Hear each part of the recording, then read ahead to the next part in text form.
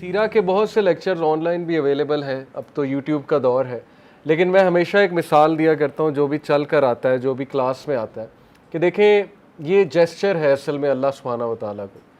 آپ کا دوست ایئرپورٹ پہ آئے، آپ اسے کہہ سکتے ہیں کریم کرا کے آ جاؤ، اوبر کرا کے آ جاؤ، کوئی فرق نہیں پڑے گا، اس نے مائنڈ بھی نہیں کرنا۔ لیکن آپ اپنے دوست کو خود لینے چلے جائیں گلدستہ لے کر اور اس کو ویلکم کریں، اس کو خود لے کر آئیں، تو دیکھیں اس پہ کیا امپیکٹ آئے گا۔ تو سیم ہم گھر بیٹھ کے سیرہ پڑھ سکتے ہیں، بک سے پڑھ سکتے ہیں، ہم یوٹیوب پہ لیکچر کھول کے، لیکن آپ نے اللہ کو یہ جیسچر دیا ہے کہ نہیں، میں چل کر آؤں گا اور میں کوشش کروں گا کہ سیرہ جا کر سیکھوں، the greatest man that ever lived, ان کی بایوگرافی پڑھوں، ان سے انسپریشن لوں، اسٹرینتھ پکڑوں۔ تو الحمدللہ یہ آپ خوش قسمت ہیں کہ آپ اللہ تعالیٰ نے اس کے لیے آپ کو چوز کیا ہے، اور یہ توفیق اللہ کی طرف سے ہے۔ اور ایسی صرف گیدرنگز میں آنے سے ایمان بڑھتا ہے، یقین کریں۔ مجھے میرا ٹائم یاد ہے، میں بھی جب کوئی کلاس اٹینڈ کرنے جایا کرتا تھا اسپیشل ٹائم نکال کے، ایک تو اس سے کانفیڈنس آتا ہے، دوسرا یہ کہ جب آپ ایسی محفل میں بیٹھتے ہیں تو یقین کریں کہ حدیث میں آتا ہے کہ ایسی محفلیں وہ اینجلز نے سراؤنڈ کی ہوتی ہیں، اینجلز وہاں اپنے پر جو ہے وہ ان کو پھیلا لیتے ہیں اور سراؤنڈ کر لیتے ہیں ایسی محفلوں کو۔ اب ظاہر ہے غیب کی دنیا کی خبریں ہیں، ہمیں نظر نہیں آ رہے اینجلز، لیکن میرا پورا ایمان ہے، بلیف ہے انشاءاللہ کہ جہاں اللہ رسول کا ذکر ہوتا ہے وہاں اینجلز ضرور موجود ہوتے ہیں۔ تو اس گیدرنگ کی اٹ سیلف ایک بلیسنگ ہوتی ہے، اور وہاں سے پازیٹیوٹی ملتی ہے، وہاں سے اسٹرینتھ ملتی ہے، کیونکہ ظاہر ہے اینجلز ہولی بینگز ہیں، ان کی ایک پریزنس ہے، تو انرجی ملتی ہے وہاں سے ایسی محفلوں سے۔ تو الحمدللہ آپ دیکھیں گے اس کا امپیکٹ اپنی لائف میں، دیکھیں گے کہ صرف چل کر آنا اور ایسی محفل میں آ کر بیٹھ جانا، اس سے آپ کو ایک انرجی بھی بڑی محسوس ہوگی۔ سو بارک اللہ اینڈ ویلکم۔ رسول اللہ صلی اللہ علیہ وسلم کی سیرت، اس سے پہلے کہ میں بات شروع کروں آج کے ٹاپک پہ کہ ٹاپک کیا ہے، میں چاہتا ہوں کہ آپ لوگوں سے بھی پوچھوں کہ آپ کی کیا ایکسپیکٹیشنز ہیں، آلریڈی کتنی سیرت آپ لوگوں نے پڑھی ہے اور کیا سیکھنے آئے ہیں۔ لیکن میں اپنا اگر آپ کو بتاؤں کہ مجھے جو چیز فیسینیٹ کرتی تھی پروفٹ صلی اللہ علیہ وسلم کے بارے میں، جب میں جی آئی کے میں اسٹوڈنٹ تھا، ویسے تو ہم نے اسلامیت میں بڑی بایوگرافی پڑھی، جو او لیول کے اسٹوڈنٹس یہاں بیٹھے ہیں، یا میٹرک میں بھی آئی گیس پڑھائی جاتی ہے، تو ہمیں باقاعدہ پورا ایک پورشن سیرہ کا پڑھایا جاتا تھا، تو پڑھا ہوا تھا، سمجھ بھی تھی۔ لیکن یہ کہ جو شوق مجھے پیدا ہوا وہ جب میں یونیورسٹی لائف میں تھا، اور جب میں یہ سوچتا تھا کہ ایک بات رسول اللہ صلی اللہ علیہ وسلم کی جس پہ ویسٹرنرز نے بھی بہت بات کی، ویسٹرن اورینٹلسٹ نے، ان کے کوٹس موجود ہیں، وہ بھی ابھی میں آپ کو سناتا ہوں، کہ ہاؤ کم ایک انسان جو اتنی مشکلات سے گھرا ہوا ہے اور جو طرح طرح کے سٹریس ظاہر آئے رسول اللہ صلی اللہ علیہ وسلم کو، لیکن اس کے باوجود وہ شخص ڈیلی اپنا بیسٹ ورژن کیسے جی رہا ہے ڈیلی، اور کس طرح وہ ڈرائیو کیا ہے، وہ کیا تھی رسول اللہ صلی اللہ علیہ وسلم کے پاس چیز کہ وہ ڈیلی اپنا بیسٹ ورژن کے ساتھ زندگی گزارے، فلی موٹیویٹڈ، انرجیٹک۔ صحابہ کہتے ہیں کہ رسول اللہ صلی اللہ علیہ وسلم کی چال 50 سال پلس رسول اللہ کی ایج جب تھی، تو صحابہ کہتے ہیں ہم ایون ان سے ینگ تھے لیکن وہ ہم سے آگے نکل جاتے، یعنی ان کی چال ایسی تھی کہ جوان آدمی بھی پیچھے رہ جاتا تھا۔ تو یہ اسی انسان کی چال ہو سکتی ہے جس کے پاس ڈرائیو ہے، جس کے پاس پیشن ہے، جس کے پاس زندگی کا اتنا کوئی اسٹرانگ فلسفہ ہے کہ اس کے لیے میٹر ہی نہیں کر رہا، جیسے سائیکالوجی میں اس کو سیلف ایکچولائزیشن کی سٹیج کہتے ہیں، ابراہم میسلو کا ہائرارکی آف نیڈز، اب تو خیر وہ چیلنج ہو گیا، لیکن خیر اس میں ایک سٹیج وہ بتاتے ہیں سیلف ایکچولائزیشن، جس کو خود ہی بھی کہا علامہ اقبال نے۔ سیلف ایکچولائزیشن وہ سٹیج ہوتی ہے کہ جب دنیاوی ٹینشنیں اور پریشانیاں آپ کے لیے کچھ بھی نہیں رہتی، میٹر ہی نہیں کرتی، اور آپ اتنے اسٹرانگ ہو جاتے ہو اور آپ اس لیول پہ پہنچ جاتے ہو کہ آپ کو کوئی بھی نہیں روک سکتا جو آپ کرنا چاہتے ہو۔ اور یہ سیلف ایکچولائزیشن ہمیں رسول اللہ صلی اللہ علیہ وسلم کے اس سینٹینس میں نظر آتی ہے، جب ابو طالب کو کہا کہ اپنے بھتیجے کو روکو، یہ تو ہمارا سارا سٹیٹس کو اور نظام خراب کر رہا ہے نعوذ باللہ، تو انہوں نے بات کی رسول اللہ صلی اللہ علیہ وسلم سے، تو اللہ کے نبی نے جواب دیا کہ او مائی انکل، اگر یہ سورج کو میرے رائٹ ہینڈ میں رکھیں اور چاند کو میرے لیفٹ ہینڈ میں رکھیں تو پھر بھی میں اس مشن سے نہیں رکوں گا۔ یہ ایسے شخص کے ہی الفاظ ہو سکتے ہیں کہ جس کو کسی کا ڈر نہیں ہے سوائے اللہ سبحانہ و تعالیٰ کے، اللہ رب العالمین کے، اور یہ کیسے اتنی اسٹرینتھ آ گئی، اس جملے کے پیچھے بہت اسٹرینتھ ہے، اگر آپ اس پہ سوچیں. ایک صحابی نے رسول اللہ صلی اللہ علیہ وسلم کو کہا کہ میں آپ سے بہت محبت کرتا ہوں. تو اللہ کے نبی صلی اللہ علیہ وسلم نے کہا کہ سچ کہہ رہے ہو؟ تو انہوں نے کہا میں سچ کہہ رہا ہوں. تو اللہ کے نبی صلی اللہ علیہ وسلم نے کہا کہ پھر مشکلات کے لیے تیار ہو جاؤ. یعنی ریئلسٹک محبت تھی ان کی. حضرت عمر صلی اللہ عنہ سے ایک بار رسول اللہ صلی اللہ علیہ وسلم کی گفتگو ہو رہی تو حضرت عمر نے کہا یا رسول اللہ میں آپ سے سب سے زیادہ محبت کرتا ہوں سوائے اپنے اور اپنی فیملی والوں کے. سچ بولا. اللہ کے نبی صلی اللہ علیہ وسلم نے کہا کہ عمر آپ تب تک کامل مومن نہیں ہو سکتے جب تک آپ اپنی فیملی اور اپنے آپ سے بھی مجھ سے زیادہ محبت نہیں کریں گے. حضرت عمر خاموش ہو گئے اور سوچ میں پڑ گئے اور سوچتے رہے یہاں تک کہ سوچ کر انہوں نے جواب دیا کہ اللہ کے نبی اب میں آپ سے اپنے سے زیادہ بھی محبت کرتا ہوں.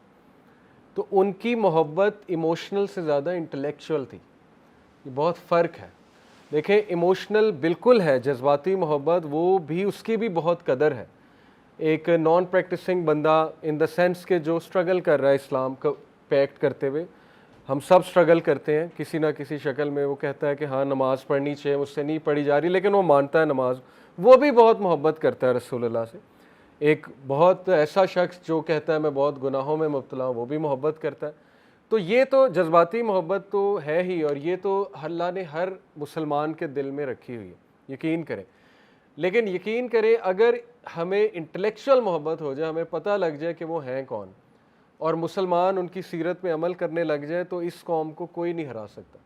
اور یہ پتہ ہے اچھی طرح گوروں کو, انہیں پتہ ہے کہ یہ قوم, پاکستانی قوم خصوصاً, گوروں کو یہ پتہ ہے کہ جس دن اس قوم کو انٹلیکچوئل محبت ہو گئی اور ان کو سمجھ آ گیا, اصل میں سمجھ آ گیا کہ رسول اللہ صلی اللہ علیہ وسلم کے طور طریقے کتنے پریشس ہیں اور ان پہ عمل کرنا چاہیے, تو یہ تو حاوی ہو جائیں گے, پوری دنیا پہ حاوی ہو جائیں گے. اور پوری دنیا پہ حاوی ہوئے ہم. 800 سال تو اسپین میں حاوی رہے اور پورا یورپ بھی فتح ہو رہا تھا, لیکن خیر وہ اللہ کو کچھ اور منظور تھا. آٹومنز کتنا حاوی رہے, برٹش پہ حاوی رہے. اس سے پہلے آپ دیکھ لیں بغداد میں عباسڈز اور پھر امیدز اس سائڈ پہ, اسپین کی سائڈ پہ. تو مسلمان بہت اوپر رہا ہے تھرو آؤٹ دا ہسٹری. یہ تو ابھی گوروں کو تو چند 100 سال ہوئے ہیں, برٹش کو کوئی 200-250 سال رفلی ہوئے ہیں, امریکنز کو آپ لگا لیں کوئی 150 سال کا غلبہ ہے, اب وہ ڈاؤن فال چل رہا ہے. تو تھرو آؤٹ دا ہسٹری آپ دیکھیں تو بہت مسلمانوں کا ایک کردار رہا ہے. سائنس کے میدان میں, تہذیب کے میدان میں, تہذیب کے پلرز کیا ہونے چاہیے مسلمانوں نے ڈیفائن کیے, تاریخ کے کیا رولز ہونے چاہیے تاریخ لکھے جانے کے, تاریخ کیا ہوتی, تاریخ سے کیا سبق لینا ہے, یہ مسلمانوں کی میراث ہے. اور میڈیسن میں, فزکس میں وجہ کیا تھی؟ دیکھیں یہی تو چیز انہیں پریشان کرتی ہے گوروں کو کہ دنیا میں ایسی مثال نہیں ملتی. دنیا میں رومن نے بھی بہت غلبہ پایا, گریکس نے بھی پایا, اس میں کوئی انکار نہیں ہے ہمیں, لیکن رومیوں کو ہزاروں سال لگے غلبہ پانے میں. پتہ آپ کو اس بات کا؟ تاریخ پڑھ لیں. مسلمان 80 سال میں 631 سی ای میں رسول اللہ صلی اللہ علیہ وسلم کی وفات ہوتی. بائی دا وے ہم اے ڈی کو سی ای کہتے ہیں. اے ڈی جو ہے نا, آپ نے اپنی بکس میں پڑھا ہوگا, پروفٹ صلی اللہ علیہ وسلم was born in 571 a D. A D ہوتا ہے اینو ڈومینی. اینو ڈومینی کا مطلب ہے ایئر آف دا لارڈ. یہ اصل میں کرسچنز کے اصطلاح ہے, ایئر آف دا لارڈ. ہم تو لارڈ نہیں مانتے جیزس کرائسٹ کو, تو ہم سی ای کہتے ہیں, کرسچن ایرا. اینی وے 631 سی ای میں رسول اللہ صلی اللہ علیہ وسلم جو ہے وہ پردہ فرما جاتے ہیں, اور 712 سی ای میں مسلمان کہاں پہنچ جاتے ہیں؟ Any answer? سندھ. محمد بن قاسم کہاں ہوتے ہیں؟ سندھ میں. اور 711 سن عیسوی میں طارق بن زیاد کہاں پہنچ جاتے ہیں؟ اسپین میں. اور سینٹرل ایشیا پورا مسلمانوں کے پاس, ناردرن افریقہ سارا مسلمانوں کے پاس, موروکو, الجیریا, اوپر اسپین ہے, ناردرن افریقہ کے اوپر اسپین شروع ہو جاتا ہے.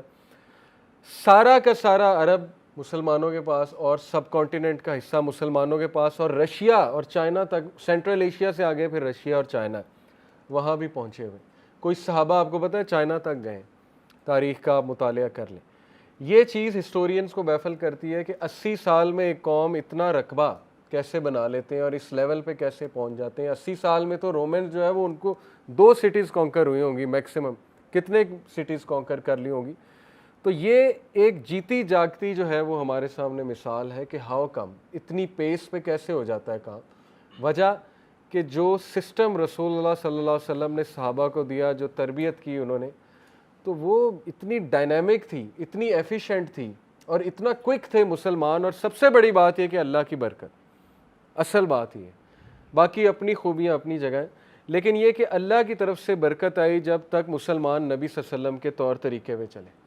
اور دیکھیں اس کا رزلٹ ہمارے سامنے ہے. جیسے طور طریقوں سے ہٹنا شروع ہوئے تو مسلمانوں کا ڈاؤن فال شروع ہو گیا, اور وہ ڈاؤن فال چل رہا ہے, اب بہت بڑے لیول پہ چل رہا ہے. تو اس لیے مجھے جو چیز فیسینیٹ کرتی تھی سیرہ کے بارے میں وہ یہی تھی کہ کیا ایسا تھا رسول اللہ صلی اللہ علیہ وسلم کے پاس کہ وہ ڈیلی موٹیویٹڈ ہو کر اپنے بیسٹ لیول پر زندگی گزارتے تھے. حالانکہ ان کی پرابلمز میں ابھی آپ کو بتانا شروع کروں تو آپ لوگوں کو یقین ہی نہیں آئے گا. پروفٹ صلی اللہ علیہ وسلم یتیم تھے.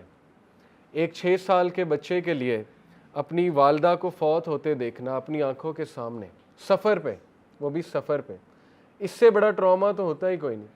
اور کئی لوگ اس ٹراما سے نہیں نکلتے ساری عمر. آپ دیکھ لیں گورے اپنی موویز میں دکھاتے ہیں کہ جی فلانے کو ٹراما وہ ابھی تک ہیل نہیں ہوا, گورا وہ شراب پی کے ہیل کر رہا ہے اپنے آپ کو. تو یہ ٹراما تو ہیل کیسے ہو گیا اور اس لیول پہ جا کے رسول اللہ صلی اللہ علیہ وسلم کی پرسنالٹی نکھری. ورنہ ٹراماز تو انسان کو گرا دیتے ہیں, لیکن رسول اللہ تو نکھر رہے تھے اور رسول اللہ صلی اللہ علیہ وسلم ڈیلی اپنے بیسٹ ورژن پر آ رہے تھے, اور گروتھ اور ایفیشنسی وہ آپ کے سامنے ہے. پھر رسول اللہ صلی اللہ علیہ وسلم آپ دیکھیں کہ اپنے ہی لوگوں نے, اپنے رشتہ داروں نے ہی جو ہے وہ بیک سٹیبنگ بھی کی, نکالا بھی, بہت کچھ کہا, دل توڑنے والی باتیں کہیں, مجنون کہا, نعوذ باللہ, پاگل کہا, شاعر کہا, کاہن کہا, کیا لیبل نہیں تھا جو رسول اللہ صلی اللہ علیہ وسلم کو نہیں کہا گیا. ہاؤ کم کہ وہ اتنا بڑا ان کا کریج تھا, جگرا تھا کہ نہ صرف انہوں نے فارگیو کیا بلکہ ان کو گلے بھی لگایا اور دعوت بھی دیتے رہے. وہ کیا اسٹرینتھ تھی ان کے اندر. اور پھر دیکھیں انہیں نکال دیا گیا, نکال دیا یا کہہ لیں کہ بس انہوں نے اتنی زیادتی کی کہ شیب ابی طالب کا واقعہ ہمارے سامنے موجود ہے, بنو ہاشم کا بوائے-کاٹ. اور یہ چھوٹی بات نہیں ہوتی ہے کہ آپ کا بوائے-کاٹ کیا جائے اور آپ ایک یہ پریشر بھی لیں کہ میرے فیملی والوں کا کیا بنے گا. انہوں نے یہ پریشر بھی ڈالا کہ ہم اس کی فیملی کا بوائے-کاٹ کرتے ہیں, تجارت روکتے ہیں تو شاید یہ رک جائیں. اب وہ پریشر بھی لینا کتنی بڑی بات ہوتی ہے کہ اب تو لوگوں میرے ساتھ وہ میرے گھر والوں کو بھی ٹارچر کرنے پہ آ گئے, میرے صحابہ کو بھی ٹارچر کرنے پہ آ گئے. اس کے بعد آسانی آنی چاہیے تھی شیب ابی طالب کے بعد, جنرلی اسپیکنگ. لیکن اس کے بعد کیا ہوا, حضرت ختیجہ کی ڈیتھ ہو گئی, لو آف ہز لائف. اور سہارا, ظاہر ہے بہت بڑا سہارا ہوتا ہے نیک بیوی, تو وہ ان کی وفات ہو گئی. ہم جیسا بندہ تو اب تک پاگل ہو چکا ہوتا, سوسائڈل تھاٹس آ رہے ہوتے اور پتہ نہیں ہم نے کیا کر لیا ہوتا, کہیں سے چھلانگ مار دی ہوتی کہ یہ کیا ہوا. لیکن حضرت ختیجہ کی وفات ہو جاتی. اس کے بعد کیا ہوا, ابو طالب کی وفات. اس کے بعد سب سے پینفل طائف کا واقعہ. حضرت عائشہ نے پوچھا جنگ احد کے بعد کہ کیا یہ سب سے پینفل دن ہے آپ کے لیے, فرمایا نہیں, طائف کا واقعہ. اور طائف میں خود گیا ہوں, اس کی گلیوں سے ابھی تک ایک سیڈنس اور ایک غم ٹپک رہا ہے. وہاں جہاں ہمارے رسول اللہ صلی اللہ علیہ وسلم کو پتھراؤ کیا گیا, وہ ایک عجیب سی غم زدہ سی جگہ ہے. تو یہ اس کے بعد کیسے آپ امیجن کر سکتے ہیں کہ سم ون میں اسٹینڈ اپ. طائف کے بعد ہسٹورین لکھتے ہیں کہ کوئی اور ہوتا تو وہ یہاں پہ گیو اپ کر جاتا, رسول اللہ صلی اللہ علیہ وسلم کے علاوہ کوئی اور ہوتا.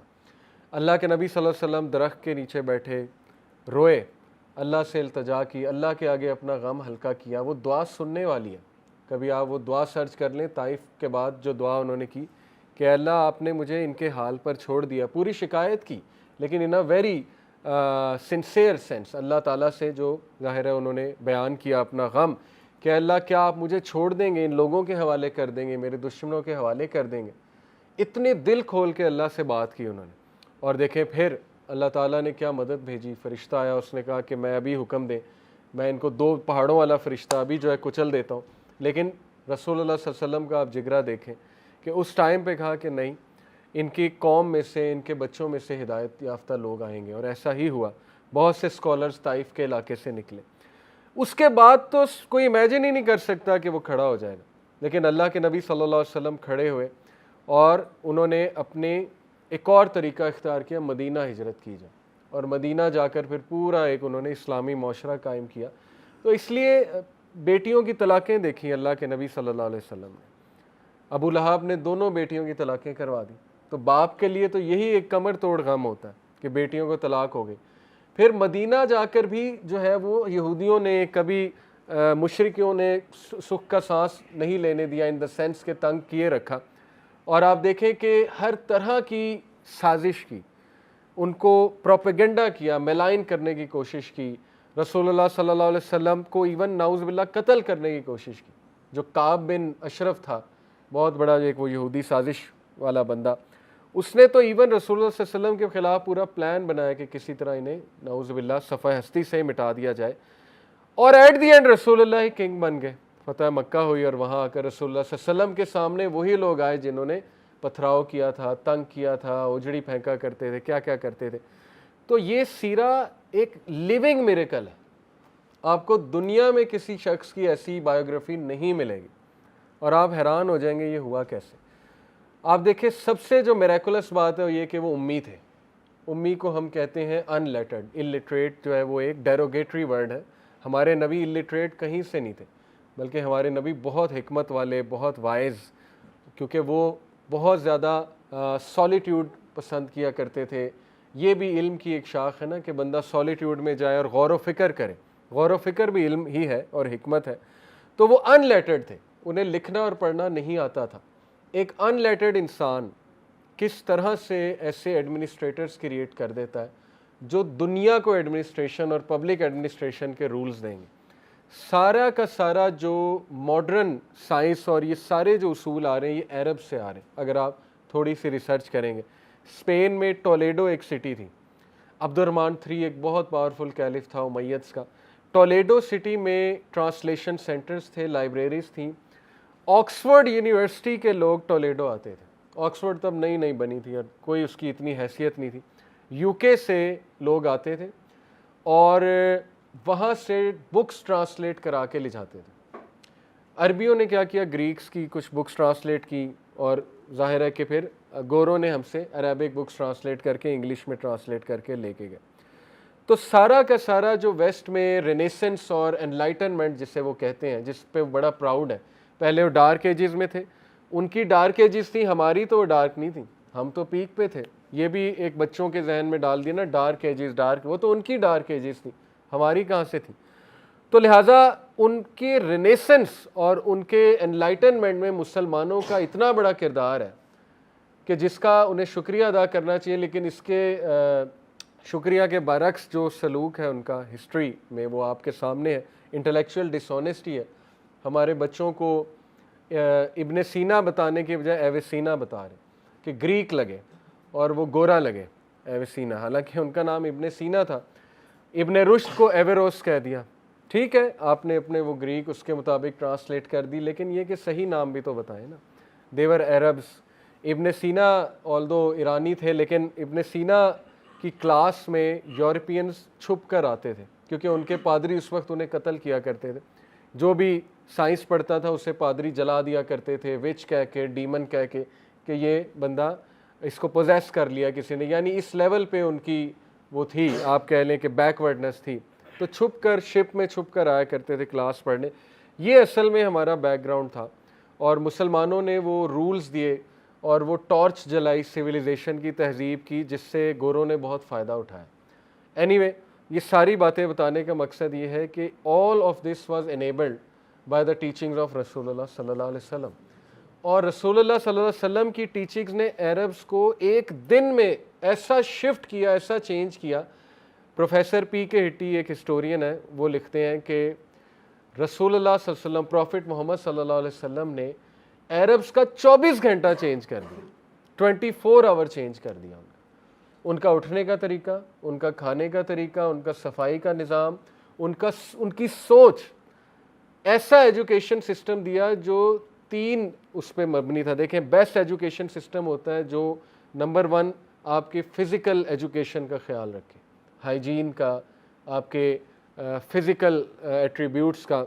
نمبر 2 آپ کے مینٹل ایجوکیشن، یعنی وہ ایسا ایجوکیشن سسٹم ہے جو آپ کے مائنڈ کو گرو کرے، آپ کو گروتھ مائنڈ سیٹ والا بنائے، آپ کو پازیٹیو مائنڈ سیٹ والا بنائے، آپ کو لک فارورڈ کرنے والا بنائے, آپ کو مینٹلی اسٹرانگ کرے وہ ایجوکیشن سسٹم. آپ کے مائنڈ کی جو بیماریاں سچ ایز تعصب ایک مینٹل ڈیزیز ہے کہ کسی کو کمتر سمجھنا ظاہر ہے, اور اب قومیت یعنی قوم پرستی کہ اپنے آپ کو بہت بڑی بلا سمجھنا اور دوسرے کو چھوٹا سمجھنا, ریسزم ایک مینٹل جو ہے وہ النس ہے. یہ ساری چیزیں وہ کیٹر کرے. اور تیسرا اسپرچول سائڈ بھی کیٹر کی. تو ایسا نظام دنیا میں دیکھنے کو نہیں ملتا جو اتنا آل کمپریہنسو ہے کہ جو فزیکل ایجوکیشن بھی ہے, مینٹل ایجوکیشن بھی اور اسپرچول ایجوکیشن بھی. فزیکل ایجوکیشن کو ہی اگر آپ لے لیں تو ہم کبھی بھی رسول اللہ کا احسان نہیں چکا سکتے کہ انہوں نے ہمیں طہارت کا, اگر آپ صرف طہارت کا چیپٹر پڑھ لیں تو مسلمان اتنے لکی ہیں, اتنی بیماریوں سے بچے ہوئے ہیں. ہمارے ہاں جو ظاہرہ پورا وہ بچہ ہوتا ہے اس کو جو ہے وہ سرکمسائز کیا جاتا ہے, وہ کتنی بڑی نعمت ہے. کبھی میڈیکل آپ ڈاکٹر سے پوچھیں سرکمسیشن جو ہے کتنی بینیفیشل ہے. پھر یہ کہ پراپر طہارت سکھائی ہمیں کہ کس طرح غسل خانے میں جانا ہے. یہودی تو اس کا مذاق اڑاتے تھے نا کہ اچھا تمہارے نبی نے تمہیں یہی تک سکھایا ہے کہ تم باتھ روم کس طرح جاؤ گے, تو صحابہ نے کہا یہ بھی سکھایا ہے. تو اس پر ہم پراؤڈ ہیں, بالکل سکھایا ہے, اور اس وجہ سے ہم کتنی ڈیزیزز سے بچے ہوئے. ہمیں آداب سکھائے, ہمیں حلال اور حرام بتایا. اس سے بڑی اور کیا بات ہے کہ تمہارے لیے یہ چیز بینیفیشل ہے. صحابہ کہتے ہیں کہ کوئی پرندہ بھی نہیں اڑتا تھا لیکن رسول اللہ نے ہمیں بتایا ہوا تھا حلال ہے کہ حرام. یعنی اتنا ڈیوائن نالج آپ لوگوں کو دے دیا, ہم لوگوں کو دے دیا کہ ہمیں ضرورت ہی کوئی نہیں ریسرچ کی. ہر چیز ریسرچ کر کے وہ اللہ تعالیٰ نے پلیٹ میں رکھ کے جیسے منو سلوا ہے کہ یہ لو, یہ نظام ہے, اس کو فالو کرو. گورے ریورس انجینئرنگ میں لگے ہوئے اور ہم ان سے متاثر. یقین کریں وہ ہم سے 1000 سال کیا ہزاروں سال پیچھے ہیں. آپ جس کنکلوژن پہ پہنچ چکے ہیں نا وہ ابھی پہنچ رہے ہیں. ابھی وہ ایکسپیریمنٹیشن کر رہے ہیں, کبھی فیمنزم لے آتے ہیں, کبھی جو ہے وہ مارکسزم آ جاتا ہے, کبھی جو ہے لبرلزم کی کوئی ایک شاخ نکلنے لگ جاتی ہے. اب وہاں جینڈر آئیڈینٹی ڈیبیٹس چل رہی ہیں کہ آپ کا جینڈر جو ہے وہ کیا ہے. تو وہ ساری ایکسپیریمنٹیشن ہے. پازیٹیو سائیکالوجی اب جا کر انہیں ملی, اس میں وہ ریسرچ چل رہی ہے زندگی کا بیسٹ طریقہ کیا ہے, نظام حیات. پرسنالٹی سائیکالوجی میں 16 قسم کی پرسنالٹیز انہوں نے ڈیفائن کی اور بتایا جی کہ ان سب کا نچوڑ وہ ایک گرینڈ پرسنالٹی تھیوری ان کی ہے جی کہ یہ گرینڈ پرسنالٹی تھیوری آپ پڑھ لیں تو آپ کامیاب ہیں. تو وہ رسول اللہ صلی اللہ علیہ وسلم جو ہے اس گرینڈ پرسنالٹی تھیوری سے کئی زیادہ گنا رسول اللہ صلی اللہ علیہ وسلم کی پرسنالٹی آپ کو نظر آئے گی. تو وہ اب ریسرچ کر کے بتا رہے ہیں. تو وہ میں سمجھتا ہوں ایک ریورس انجینئرنگ ہے کہ ٹھیک ہے یا تم 100 سال 200 سال ریسرچ کر کے وہاں پہنچ جاؤ, ڈائٹری لاز نکال لو اور کانسٹیٹیوشنل لاز اور فیملی لاز, انہیریٹنس لاز نکال لو, یا تم جو ہے وہ اس بات پہ یقین کر لو کہ اللہ کے نبی سچے نبی تھے اور ان پر وحی آتی تھی. جیسے ابو بکر صدیق نے کہا تھا ابو جہل کو کہ میں بالکل, اگر تو محمد صلی اللہ علیہ وسلم نے کہا ہے کہ وہ سفر کر کے آئے ایک رات میں مسجد اقصیٰ کا تو میں مانوں گا, کیونکہ ہم تو اس سے بھی بڑی بات مانتے ہیں اور وہ یہ ہے کہ 7ویں آسمان سے فرشتہ آتا ہے اور ان پر وحی لے کر آتا ہے. ہم تو اس بات کو ماننے والے ہیں. اور یقین کریں کہ ایتھیسٹ ہمارے ہاں, اللہ معاف کرے, آج کل ایکس مسلمز کے کچھ چینلز بنے, ہمارے بچوں کے دماغ خراب کر رہے ہیں, وہ ڈاؤٹس ڈال رہے ہیں اللہ کے بارے میں, اللہ کی ایگزسٹنس کے بارے میں. ایک علامہ اقبال کا ایک کوٹ کافی ہے, شعر نہیں ہے وہ ان کا کوٹ ہے, اور اس کوٹ نے ایک مسلمان atheist professor, new York city میں ایک مسلمان ایتھیسٹ پروفیسر ہے, اس نے کہا کہ اس ایک جملے نے مجھے دوبارہ مسلمان کر دیا, میں کنفیوز تھا. وہ ایک جملہ یہ ہے, you can deny Allah, you can deny God, but how can you deny prophet Muhammad صلی اللہ علیہ وسلم. اگر آپ اس پہ غور کریں یہ ایک جملہ کافی ہے. اور یہ میں نے اپروچ اپنے ایک دوست میں بھی لگائی تھی. وہ یو کے گیا, تھوڑا سا متاثر ہو گیا تھیوریز وغیرہ سے, ادھر جا کے اس نے خدا کا انکار اور سب کچھ باتیں کرنے لگ گیا, ایتھیسٹ بن گیا. تو وہ مجھ سے جب ملا, ملاقات کی, میں نے کہا اچھا چلو اللہ, اس نے کہا نہیں اللہ کا پروف نہیں. میں نے کہا ٹھیک ہو گیا. کیا کوئی انسان آیا تھا تاریخ میں جس کا نام محمد تھا صلی اللہ علیہ وسلم, اس کا امپیریکل ایویڈنس موجود ہے؟ اس نے کہا ہاں. میں نے کہا کہاں ہے؟ کہتا وہ تو ان کی تو قبر ہے. اب ظاہر ہے قبر میں جسم ہے تو وہ تو امپیریکل ایویڈنس آپ کے سامنے موجود ہے کہ یہ شخص تھے, اور ہسٹورینز مان رہے ہیں یہ تھے, ان کی قبر مبارک وہاں موجود ہے. تو اس نے کہا ہاں وہ تو تھے. اب اس کا چہرہ دیکھنے والا ہے. جب میں نے اس سے سوال کیا کہ آپ یہ ثابت کر دو کہ انہوں نے جھوٹ بولا, اور آ جا کے ان کے پاس یہی جواب ہوتا ہے جو بہت ہی پکے ایتھیسٹ ہوتے ہیں کہ جی ہاں وہ تھے لیکن وہ بہت بڑے ریفارمر تھے, وہ بہت جینیس تھے. آپ کو پتہ نا اورینٹلسٹ جو ہے وہ جب انہیں کوئی بہانہ نہیں ملتا کہ ہاؤ کم یہ شخص ایسی ایسی چیزیں کر گیا یا ایسے ایسے بات بتا گیا, تو وہ آ جا کے یہ کہتے ہیں ہی واز اے جینیس, اور وہ اپنی جینیس کی وجہ سے سارا نظام. تو ہمارا ان سے کاؤنٹر سوال یہ ہوتا ہے کہ وہ تو امی تھے. جو قرآن مجید میں ایسی کتاب آپ کو کہیں ملے گی؟ قرآن مجید اللہ کے نبی کا سب سے بڑا ایویڈنس نبوت کا قرآن مجید ہے, اس کے علاوہ ہمیں کوئی ایویڈنس نہیں چاہیے. although بہت صحابہ نے تو یہاں تک دیکھا کہ پتھر سلام کرتے تھے, صحابہ کا تو ایمان کا لیول ہی کچھ اور تھا. ہمارے لیے قرآن از دی ایویڈنس کہ اللہ کے نبی سچے نبی تھے. کیسے؟ یہ بھی میں آپ کو بتا دوں. دیکھیں, قرآن مجید وہ کتاب ہے کہ جس پر آپ وہ سارے ٹیسٹ لگائیں, سائنٹیفک رولز آف, اسے ہم کیا کہیں گے, وہ ایک ورڈ ہوتا ہے میرے ذہن سے نکل گیا, بہرحال ایک پوری سائنس ہے کہ جس سے ہسٹورینز یہ چیز دیکھتے ہیں کہ یہ چیز ہسٹوریکلی صحیح آ رہی ہے, یعنی اس میں کوئی مسٹیک تو نہیں ہے. قرآن مجید پہ ہم 3 ٹیسٹ لگا کر دیکھتے ہیں. ٹھیک ہے, میں ابھی آپ کو یہ بھی بتا دوں تاکہ آپ لوگوں کو یہ نالج بھی آ جائے کہ ایتھیسٹ سے بات کیسے کی جاتی ہے. دیکھیں, سب سے پہلے ہم ایتھیسٹ سے یہ بات کرتے ہیں کہ یہ although سیرہ کلاس ہے لیکن اس میں یہ ڈسکشنز کرتا رہوں گا کیونکہ ہم بڑے خطرناک دور میں ہیں. آپ لوگوں کا ایمان بڑھانے کے لیے ایسی باتیں آپ کو پتہ ہونی چاہیے. ٹھیک ہے نا. تو ہم سب سے پہلے اس سے اس بات پر لاتے ہیں کہ دیکھو بھائی, کوئی تو مذہب ٹھیک ہوگا نا. یہ کیسے ہو سکتا ہے کہ تھرو آؤٹ ہسٹری مذاہب چلے آ رہے ہیں اور تم کہتے ہو سب شڑول ہے, مطلب جسٹ ٹو کوٹ دیم کہ جی سب فضول ہے. ایسا کیسے ہو سکتا ہے؟ کوئی تو مذہب ٹھیک ہوگا نا. چلو ہر مذہب کو کوئی ٹیسٹ پہ لگاتے ہیں. پہلا ٹیسٹ یہ کہ اس کا اسکرپچر جو ہے وہ کتنا اوتھینٹک ہے, اس مذہب کا ہسٹوریکلی کیا وہ پریزرو ہوتا آیا کہ نہیں ہوتا آیا. اور بھی بڑے ٹیسٹ ہیں کہ کیا اس مذہب کا جو کانسیپٹ آف گاڈ ہے وہ گاربلڈ ہے یا بڑا ایک powerful concept of God they رہے ہیں. جیسے گریک گاڈز ہیں, آؤ اس پہ ٹیسٹ لگاتے ہیں. وہ زیوس جو ہے وہ کیسا گاڈ ہے؟ اس کا اپنا بیٹا اسے دھوکہ دے جاتا ہے, اسے پتہ بھی نہیں لگتا. وہ کیسا گاڈ ہے کہ اس کی اپنی بیٹیاں اس کے خلاف سازش کر رہی.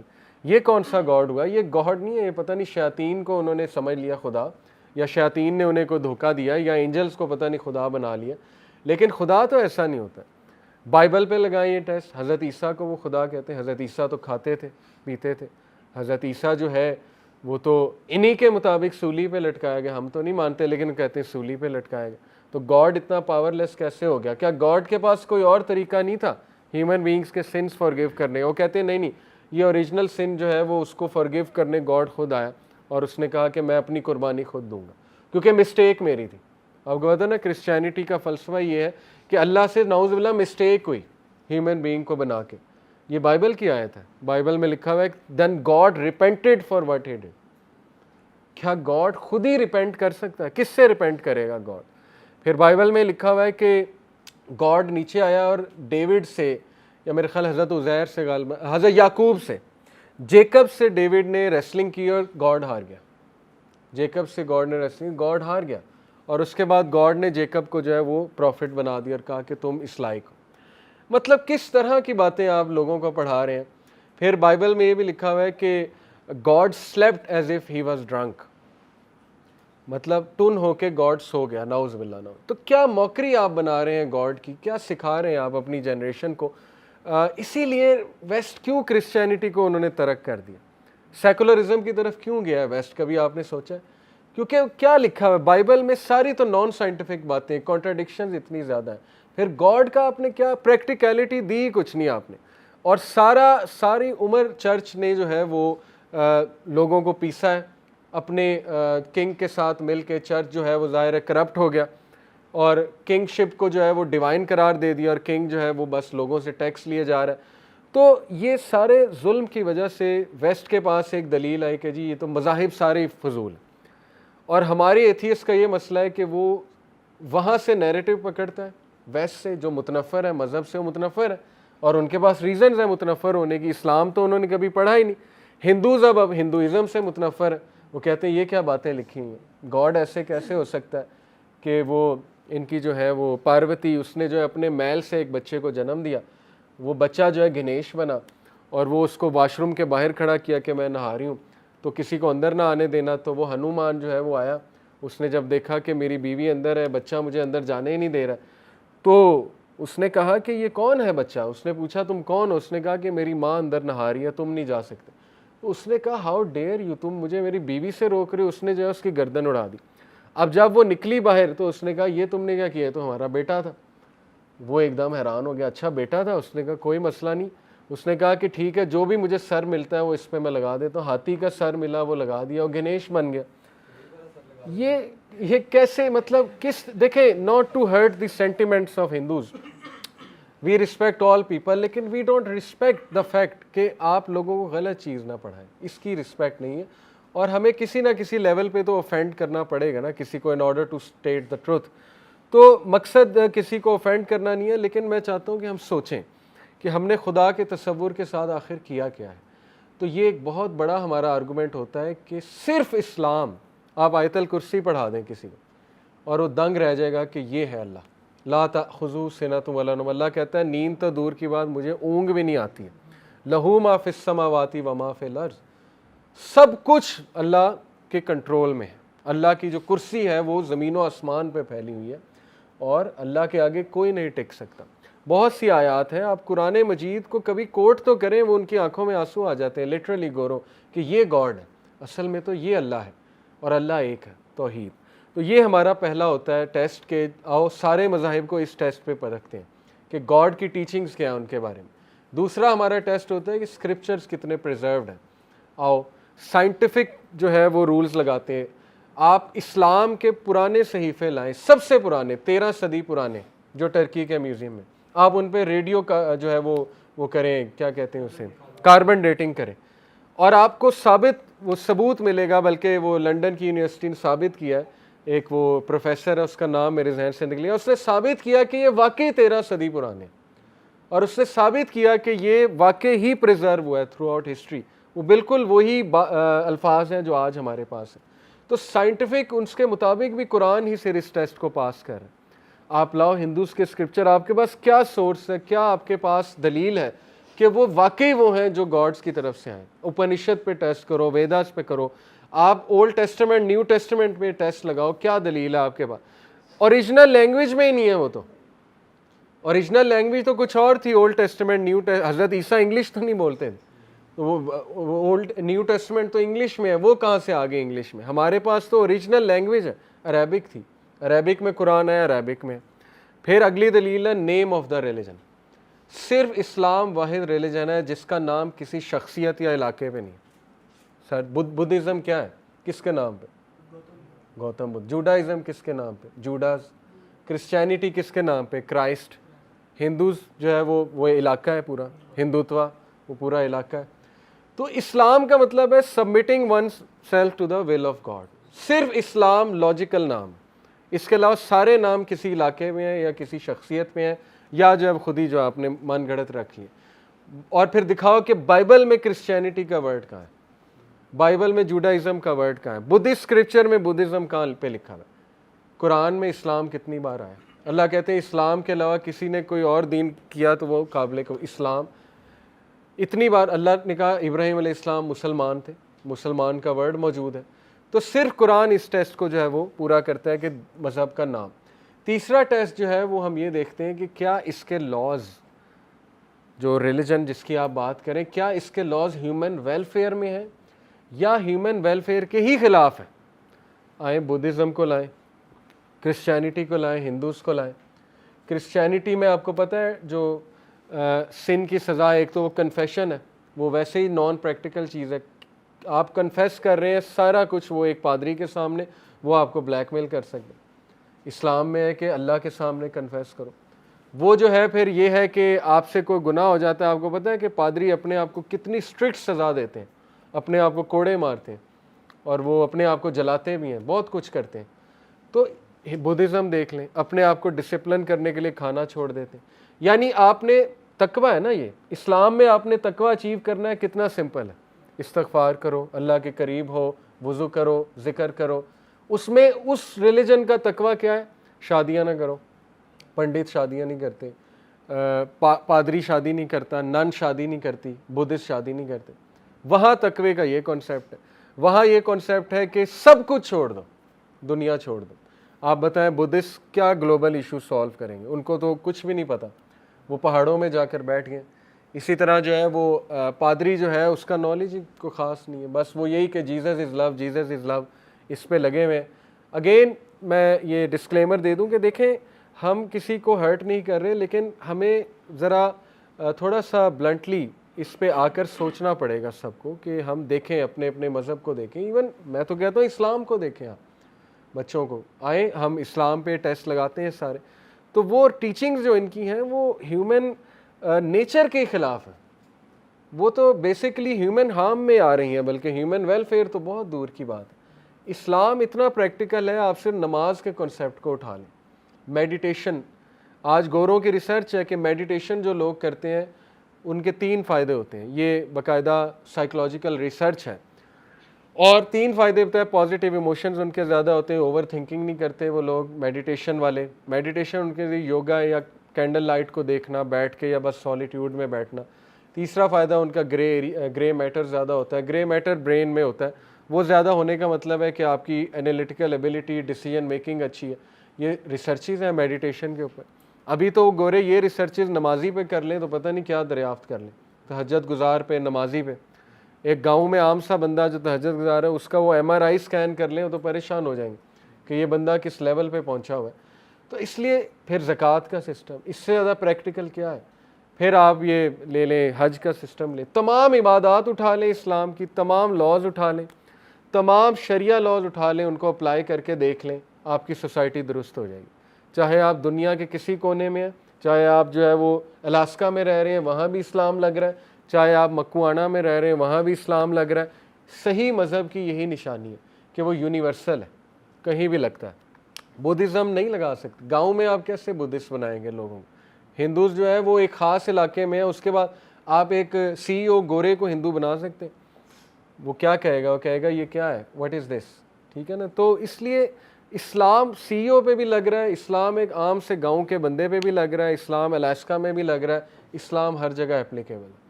تو یہ ہماری دلیل ہوتی ہے. اور سب سے بڑا ہمارا آرگومنٹ ہے قرآن.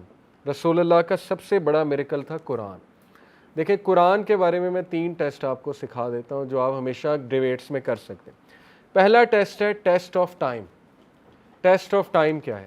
ٹیسٹ آف ٹائم یہ کہ اگر میں آپ کو ایک مثال دے کے سمجھاتا ہوں, اگر میں آپ کو یہ کہوں کہ ایک میڈیکل ڈاکٹر جو کہ پھیپھڑوں کا ڈاکٹر ہے, لنگس کا ڈاکٹر ہے, اس نے, یا کہہ لیں آئی اسپیشلسٹ ہے, ایک آئی اسپیشلسٹ ڈاکٹر, اس نے 100 سال پہلے آئی پر ایک کتاب لکھی. کتنا چانس ہے کہ 100 سال بعد اس بک میں کوئی ایرر ہوگا کہ نہیں ہوگا؟ چانس بڑھ جائے گا ایرر کا یا کم ہو جائے گا 100 سال بعد؟ کیونکہ 100 سال بعد مائکروسکوپ بھی ایجاد ہو گیا, آئی کا سٹرکچر مزید کلیئر ہو گیا. اس بندے نے ایک ایفرٹ کی تھی, اچھی ایفرٹ کی تھی, لیکن یہ کہ اس کا نالج آؤٹ ڈیٹڈ. یہ ہے ٹیسٹ آف ٹائم. دوسرا ہے test of various topics. Test of اس کو ہم کہتے ہیں ویریس ٹاپکس, چلیں ابھی اب کہہ لیں ملٹیپل ٹاپکس. اگر میں آپ کو کہوں کہ اس ڈاکٹر نے, اس آئی اسپیشلسٹ نے صرف آئی پہ بات نہیں کی, پھیپھڑوں پہ بھی بات کی ہے, اس نے گردوں پہ بھی بات کی ہے, اس نے جو ہے باڈی کے ہر پارٹ پہ بات کی, ویریس سبجیکٹس آ گئے. اب ایرر کا چانس بڑھ جائے گا 100 سال بعد یا کم ہوگا؟ بڑھ جائے گا. پہلے اگر 10 مسٹیکس نکلی تھی, ٹاپک ایک تھا, اب تو 10 ٹاپکس ہیں, اب تو 100 مسٹیکس نکل آئیں گی کہ اچھا اس نے تو لنگس کے بارے میں بھی غلط انفارمیشن لکھی, اس کے بارے میں بھی, وہاں بھی غلطی ہو گئی. تیسرا جو ہے وہ ٹیسٹ آف آتھرشپ ہے, اور وہ یہ ہے کہ اگر میں آپ کو کہوں کہ وہ بندہ آئی اسپیشلسٹ تھا ہی نہیں, تو آپ کہیں گے پھر کتاب کیوں پڑھیں, وہ تو اس کو پتہ ہی کچھ نہیں. لیکن اب یہ تینوں ٹیسٹ ہم قرآن پہ لگاتے ہیں. ٹیسٹ آف ٹائم, 1400 سال 1500 سال گزر گئے, کسی کی جرت ہوئی ہے قرآن میں کوئی انیکوریسی نکال دیں؟ کسی کی نہیں. دوسرا ٹیسٹ لگائیں, اور قرآن پروو ہوتا جا رہا ہے, جیسے جیسے ٹائم گزر رہا ہے قرآن مزید پروو ہوتا جا رہا ہے. ایسٹرو فزکس, سائنس, بایولوجی, اور جو ہے وہ پازیٹیو سائیکالوجی, ایسے سوشولوجی. گورے اب بات کر رہے ہیں اینتھروپولوجی کہ یہ کیسے رولز لکھے ہوئے. نوآ فیلڈمین, یہ بہت بڑا نام ہے, ہارورڈ کا پروفیسر ہے, جو ہے, اور اس نے کہا کہ شریعہ از فرام گاڈ. اس نے کہا کہ ہم مانتے ہیں پروفٹ محمد मैसेंजर थे लेकिन मुसलमानों के मैसेंजर थे, और वाकई वो शरीयत ले, ये नोआ फेल्डमैन के अल्फाज हैं, हार्वर्ड का लॉ प्रोफेसर है। उसने कहा ये इतनी परफेक्ट है शरिया कि ये चैलेंज नहीं हो सकती, और उसने कहा इसके फ्रूट्स आप देख लें through out history. Adam Smith capitalism का फादर है, नाम सुना आपने एडम स्मिथ? एडम स्मिथ का एक कोट है, उसने कहा कि जितना टॉलरेंट रूल मुसलमानों ने किया है तारीख में किसी ने नहीं किया। ये एडम स्मिथ कह रहा है। T.W. आर्नल्ड ने पूरी किताब लिखी expansion of Islam, Tony W. Arnold ने, गोरा है, और उसने उसमें साबित किया उसने कि सबसे जो टॉलरेंट रूल था रिलेटिवली स्पीकिंग, मुसलमानों से भी गलतियां बहुत हुई हैं, खून खराबा हुआ है, लेकिन रिलेटिवली कंपेयर्ड विद अदर्स सबसे टॉलरेंट रूल मुसलमानों का मिलता है, सबसे ज़्यादा आप कह लें डायनामिक रूल। तो एनीवे दूसरे टेस्ट पर आए मल्टीपल सब्जेक्ट्स। कुरान में एक सब्जेक्ट है कि मल्टीपल है?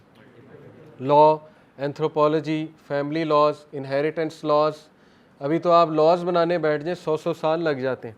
आपको ज्योग्राफी स्टडी करनी पड़ती है उस एरिया की, लोगों की साइकोलॉजी स्टडी करनी पड़ती है, सोशोलॉजी, रिसर्चर बन के उनके मसाइल देखने पड़ते हैं कि इनके मसाइल क्या हैं, फिर लॉ बनाएंगे। तो इस्लाम का ना कोई मल्टीपल सब्जेक्ट्स पे आ जाए, ना लॉ को चैलेंज कर सकता है कोई, ना इनहेरिटेंस लॉ चैलेंज हुआ अब तक।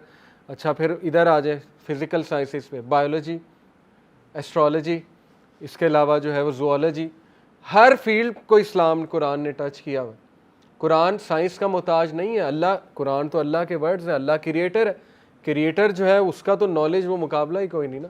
तो कुरान में इतने मल्टीपल वेरियस सब्जेक्ट्स हैं, तो एरर तो बढ़ना चाहिए था 1500 साल में, लेकिन एरर बढ़ने की वजह तो मज़ीद प्रूव हो रहा है, हर सब्जेक्ट प्रूव हो रहा है, ये भी ठीक, ये इस पर भी बात ठीक की, इस पर भी ठीक की, वो भी लगा लें। टेस्ट ऑफ ऑथरशिप, आप कहते हैं कुरान मोहम्मद सल्लल्लाहु अलैहि वसल्लम ने लिखा, वो तो उम्मी थे, तो उम्मी ऐसा वर्क कैसे तैयार कर सकता है जो टेस्ट ऑफ टाइम भी पूरा कर रहा है और जो test of multiple various subjects भी पूरा कर रहा है? इसलिए कुरान से बड़ा लिविंग मिरेकल नहीं है। ये आप उन्हें देंगे, उनके पास कोई आर्गूमेंट नहीं होगा, इसके रिटर्न में आ जाके वो थोड़ी थोड़ी बातें होंगी जी, ज़ईफ़ हदीस, ये क्या लिखा है, कॉन्कुबाइन स्लेवरी क्यों है इस्लाम में, इस तरह के फिर वो बोंगियाँ मारने पे आ जाएंगे। इसका काउंटर आर्गूमेंट हमेशा ये होता है कि देखें थ्योरी पर मत जाएं, बहुत सी बातें थ्योरी में ऐसी हैं जो आपको नहीं समझ आएंगी, कैसे एक्सप्लेन करें। इस्लाम is for the whole world, इस्लाम में हर कौम को देख के इस्लाम आया है, पब्लिक वेलफेयर, इंडिविजुअल वेलफेयर। आप उसकी एप्लीकेशन देखें, सिर्फ इस्लाम के पास वो एप्लीकेशन है जो दुनिया के प्रॉब्लम्स ख़त्म कर सकती है, और किसी भी, ना कम्युनिज़म ना सोशलिज़म, कोई नहीं है। और इस्लाम ने करके दिखाया है। अगर आप ये कहते हैं नहीं कहाँ करके दिखाया, तो हज़रत उमर का दौर हमारे पास सबसे बड़ी केस स्टडी है, इस्लाम ने करके दिखाया है। और आज भी जिस जिस सोसाइटी में इस्लाम इम्प्लीमेंटेड है वहाँ प्रॉब्लम्स मिनिमल है। अगर ये नहीं कहेंगे कि 100% एलिमिनेटेड, इसलिए नहीं क्योंकि 100% इस्लाम नहीं है कहीं इम्प्लीमेंटेड, तो ये सबसे बड़ी दलील रसूलुल्लाह की नबूवत की वो कुरान खुद है, एम्पिरिकल एविडेंस। ये मैंने इसलिए बताया कि अब हमें रसूलुल्लाह सल्लल्लाहु अलैहि वसल्लम का मिरेकल पता लगेगा कि एक उम्मी। और एक और मैं आपको बात बताता चलूँ कि अरब से नबी का आना और चीफ़ ऑफ द प्रॉफिट्स का आना, जो कि तमाम अंबिया का चीफ़ है, रसूलुल्लाह सल्लल्लाहु अलैहि वसल्लम सैयदुल बशर भी हैं, सैयदुल अंबिया भी हैं, अंबिया की जमात भी उन्होंने कराई।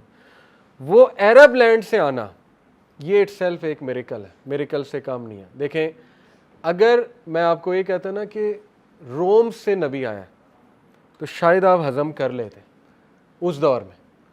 जैसे अभी मैं आपको कहूँ कि अमेरिका से साइकोलॉजी का प्रोफेसर आया, आपसे हज़म फ़ौरन हो जाना, आपने कहना हाँ आ सकता है। नोबेल प्राइज़ विनर अमेरिका से। अगर मैं आपको कहूँ नोबेल प्राइज़ विनर मक्कुआना से, और मक्कुआना पता नहीं मेरे जहन में बार बार क्यों आ रहा है, बट एनीवे, तो आपसे हज़म नहीं होगा। आप कहेंगे ये कैसे हो सकता है, कोई वहाँ सोर्स नहीं है, कुछ नहीं है, ये नहीं मैं मानता। तो ये है असल में वो मिरेकल। कभी आप इस पे सोचने बैठे, यही तो उन्हें यकीन नहीं आता था। गोरे इसी पे तो बैफल्ड हैं कि अरब्स के पास था क्या, कोई तहजीब नहीं थी, वहाँ से उस शख्स का आना, और वो भी उम्मी। हमारे नबी सल्लल्लाहु अलैहि वसल्लम जो है वो अनलेटर्ड थे।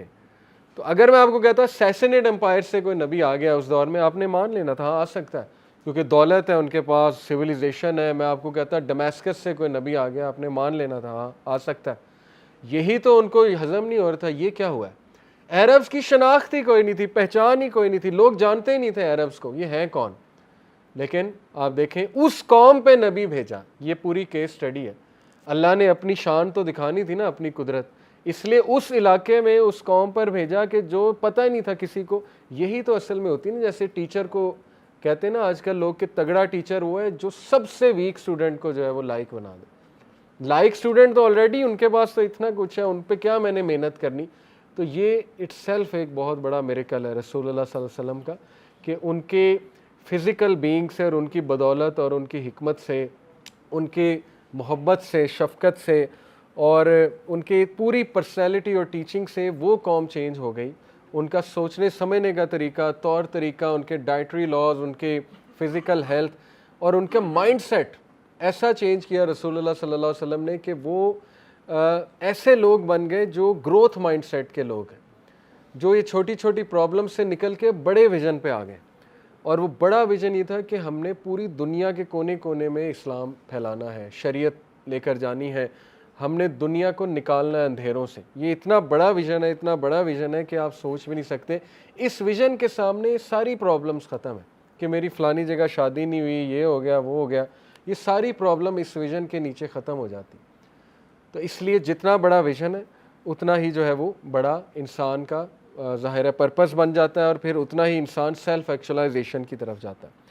تو بہرحال آج کی کلاس ایک انٹروڈکٹری کلاس, کچھ باتیں کر کے ختم کرتا ہوں.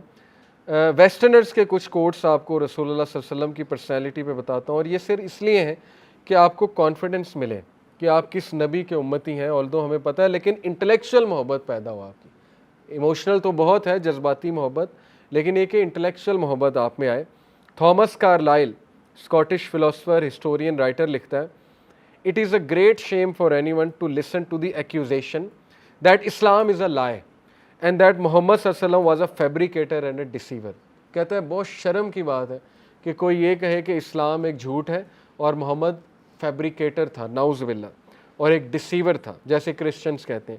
وی سو, اب دیکھیں آگے وہ کیا کہہ رہا ہے, وی سو, ہم نے دیکھا, that he remained steadfast upon his principle, کہ وہ مین آف ڈگنیٹی تھے اور وہ اپنے پرنسپلس پہ جمے رہے. شروع سے لے کے اینڈ تک ان کی ایک ہی دعوت تھی اور اس پہ جمے رہے. With firm determination, kind and generous, kind تھے, جنرس تھے, کمپیشنیٹ تھے, pious, virtuous, with real manhood, hard working and sincere. Besides all these qualities he was lenient with others. ایسا پیکیج وہ کہہ رہا ہے نہیں ملتا, یا بندہ روتھلیس ہوتا ہے, اسرٹیو ہوتا ہے, یا بندہ کمپیشنیٹ ہوتا ہے. لیکن وہ کہہ رہا ہے کہ وہ اسرٹیو بھی تھے, ڈٹرمنڈ بھی تھے, کمپیشنیٹ بھی تھے, اور لینینٹ بھی تھے, ٹالرنٹ بھی تھے, کائنڈ بھی تھے, چیئرفل بھی تھے, پریز وردی بھی تھے, and perhaps he would joke and tease his companions, اور اپنے کمپینین کے ساتھ مکس اپ بھی ہوتے تھے, جوک اراؤنڈ بھی کرتے تھے. He was just, truthful, smart, pure, magnanimous and present minded. یہ ایسے الفاظ, ایسی تعریف گورا کر رہا ہے برٹش اسکاٹش فلاسفر, اور یہ بہت بڑی بات ہے کہ وہ ایکنالج کر رہا ہے, اسے کرنا پڑ رہا ہے. جارج برنارڈ شاہ, برٹش فلاسفر, بہت بڑا نام ہے. I have always held the religion of Muhammad in high estimation. وہ کہتا ہے کہ میں محمد صلی اللہ علیہ وسلم کے ریلیجن کو بہت ہائی ویلیو دیتا ہوں, because of its wonderful vitality. Vitality کا مطلب ہوتا ہے جو ٹیسٹ آف ٹائم کو پروو کر رہا ہے. اور وہ کہہ رہا ہے کہ یہ ایسا ریلیجن ہے جو اتنا وائٹل ہے کہ تھرو آؤٹ ہسٹری اسلام بڑھتا جا رہا ہے اور باقی مذاہب جو ہیں وہ ختم ہوتے جا رہے ہیں. ایسا ہی دیکھیں گے آپ. It is the only religion, یہ واحد ریلیجن ہے which appears to me to possess that assimilating capacity to the changing phase of existence which can make itself appeal to every age. یہ واحد ریلیجن ہے جس میں وہ اسیمیلیٹنگ کیپیسٹی ہے ٹو چینج, اجتہاد.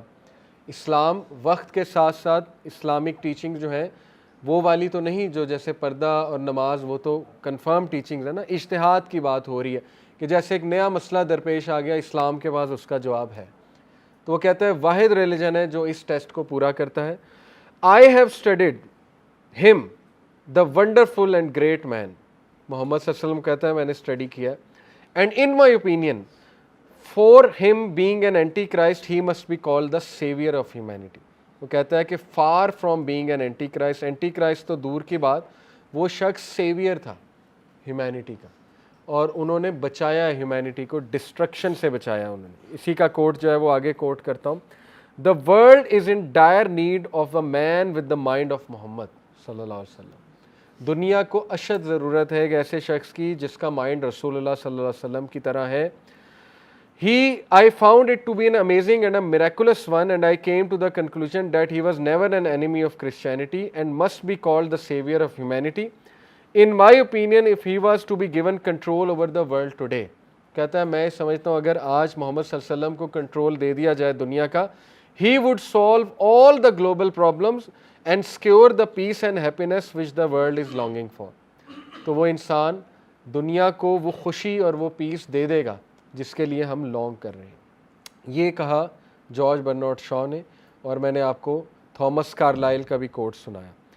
तो देखें रसूलुल्लाह सल्लल्लाहु अलैहि वसल्लम सिर्फ उनका चेहरा काफ़ी था. अब्दुल्ला बिन सलाम जो हैं वो एक यहूदी रहबाई थे, बहुत फेमस यहूदी रहबाई, बहुत ही पढ़े लिखे. और जब रसूलुल्लाह हिजरत करके आ रहे थे, उन्हें पता लगा कि कोई नबी आया है, तो उन्होंने कहा मैं चेहरे से पहचान लूँगा. यहूदियों का इतना एक्सपीरियंस है नबियों के साथ कि वाकई वो चेहरा देख के पहचान लेते थे कि ये शख्स झूठ बोल रहा है कि सच बोल रहा है. और जैसे रसूलुल्लाह सल्लल्लाहु अलैहि वसल्लम के चेहरा मुबारक में उनकी नज़र पड़ी अब्दुल्ला बिन सलाम की, दूर से उन्होंने कलमा पढ़ लिया. उन्होंने कहा ये शख्स झूठा नहीं, ये झूठे का चेहरा हो ही नहीं सकता. लेकिन एक मज़े का वाक़या, अब्दुल्ला बिन सलाम यहूदियों के चूँकि रहबाई थे, तो उन्होंने एक सहाबी को कहा कि आप ना पूछें उनसे कि अब्दुल्ला बिन सलाम कैसा है. जब उन्होंने इस्लाम कबूल कर लिया तो सहाबा ने पूछा कि अब्दुल्ला बिन सलाम कैसा है, तो यहूदियों ने कहा कि उससे तो बड़ा आलिम है ही नहीं, तो इंतहाई ऑनेस्ट, इंटेलेक्चुअल, और तारीफ़ों के पुल बांध दिए. तो फिर सहाबा ने कहा उसने इस्लाम कबूल कर लिया. तो ये सुनते उन्होंने कहा कि वो निकम्मा है, वो जाहिल है, उससे बड़ा जाहिल कोई नहीं, वो गवार है, अनपढ़ है, उसके माँ बाप ऐसे हैं और ये है और वो है. तो ये बड़ा मज़े का वाक़या. तो देखें इससे साफ ज़ाहिर होता है कि असल मसला जो है वो क्या था, इंटेलेक्चुअल डिसऑनेस्टी. और आज भी इंटेलेक्चुअल डिसऑनेस्टी है उन लोगों की जो रसूलुल्लाह सल्लल्लाहु अलैहि वसल्लम को नबी कबूल नहीं करते हैं. ये बात है असल. तो जस्ट टू वाइंड अप, सीरा पढ़ने के फ़ायदे क्या हैं ये मैं आपको इंशाल्लाह ताला बताता हूँ क्विकली.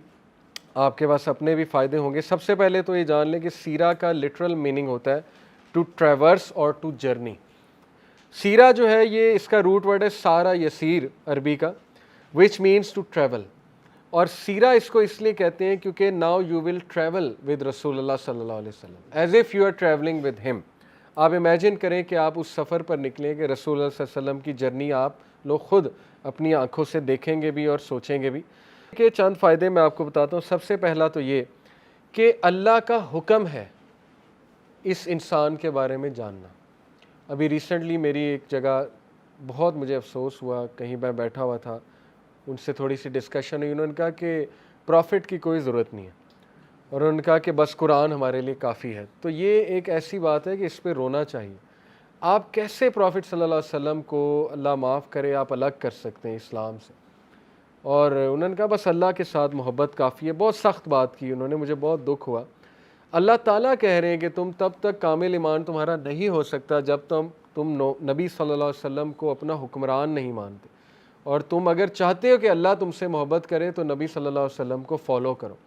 और फिर अल्लाह का हुक्म है कि इस इंसान में नबी सल्लल्लाहु अलैहि वसल्लम की जो अस्वाए हुस्ना है वो तुम्हारे लिए एक ज़ाब्ता हयात है और वो तुम्हारे लिए एग्ज़ाम्पल है. आप कैसे रसूलुल्लाह सल्लल्लाहु अलैहि वसल्लम, अब हदीस का जो एक वो फितना निकला, इनकार हदीस, वो भी आजकल हमारे यूथ को गुमराह किया रहा है कि कुरान काफ़ी है.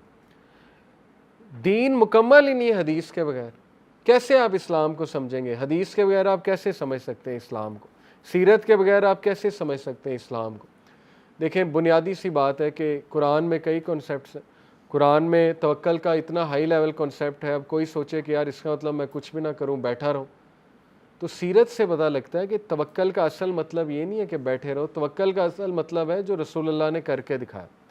हिजरत की, हिजरत में हर एफर्ट की, अपना वो भी हायर किया रास्ता बताने वाला.